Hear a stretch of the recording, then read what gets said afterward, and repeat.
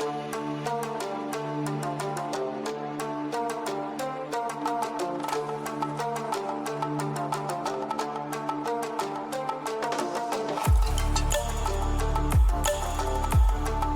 guys, my name is HTrade and welcome to Road to Futures. I am a partner trader from Wesley Trades HQ. Alright, so let me just quickly get back here. Let me show you guys something interesting. One of our members recently got a beautiful prop firm payout. Well done, Sar. Well done, brother. And also one of our partner traders, our other partner traders actually got funded as well. So well done, JJ. So literally all the members in Wesley Trades HQ are growing, getting better, and at the end of the day, take a look here. Prop firm passed, prop firm passed, prop firm passed,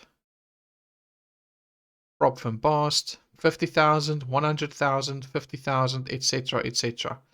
And it's absolutely beautiful. That just shows you that if you have a strategy and you stick to that strategy, then you will be able to make profits and you will be able to be consistent and get payouts in the trading industry. So it all boils down to you need to stick to your strategy.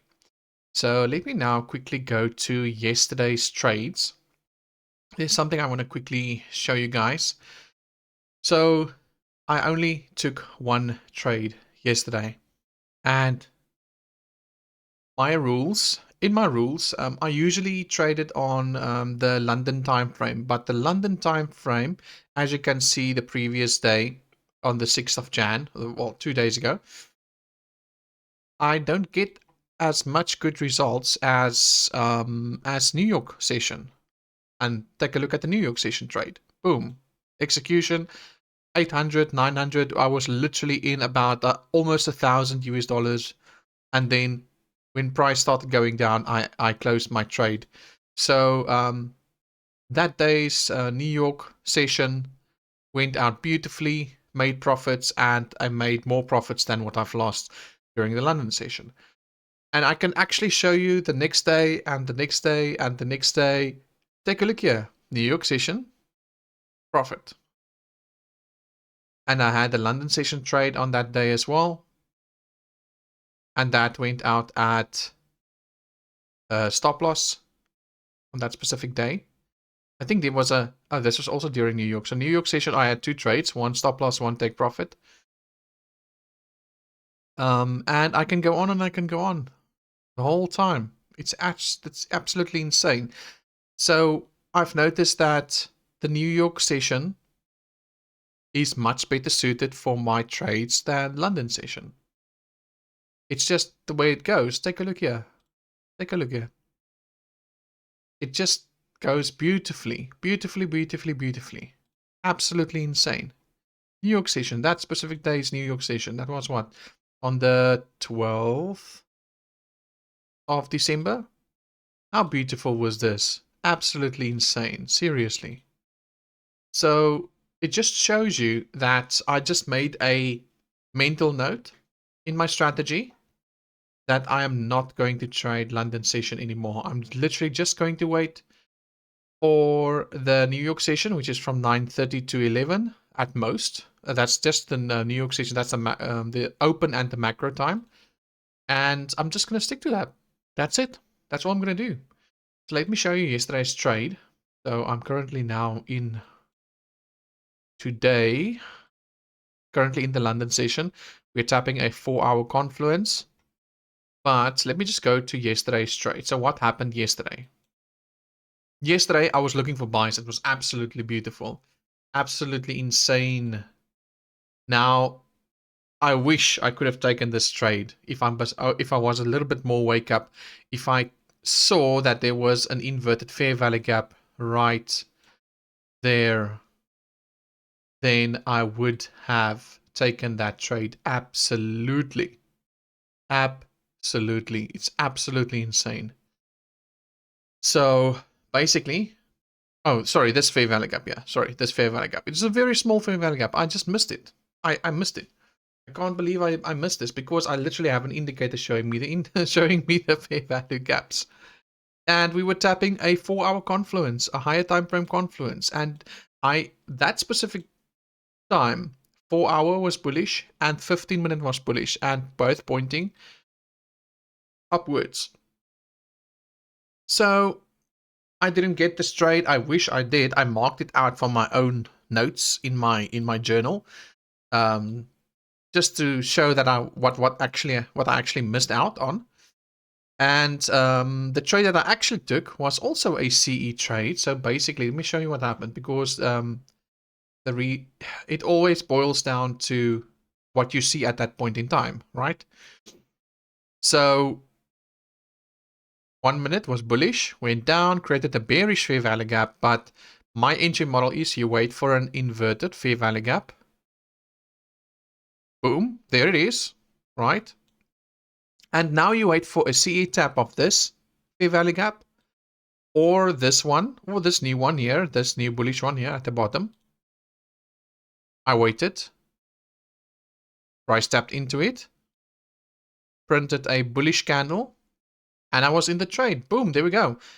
Take profit was about here. No, take profit was here, but I would have went to break even when price reached that level. But unfortunately, as the market goes, it stopped me out. Was my stop loss at a good level? I think so. I think so. It was below that inverted fair value gap. I could have taken my stop loss here as well, right? Then I would have been stopped out as well. Now, I could have taken my stop loss here as well. Let's see what happens if we took this 1 to 1.5 at least. Let's take a look what would have happened.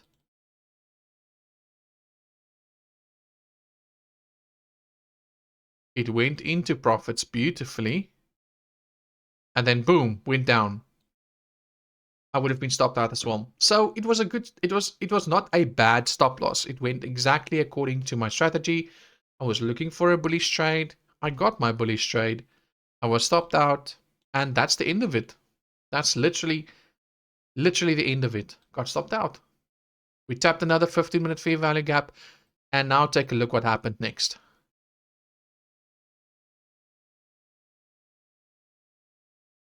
It just went.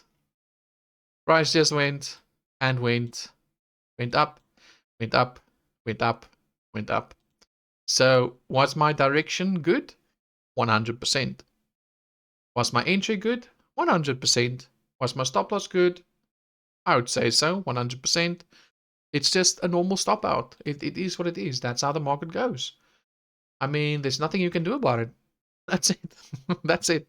So at the end of the day, you get a good stop loss and you get a bad stop loss. A good stop loss is when you followed your strategy to 100% and you still get stopped out. That's it.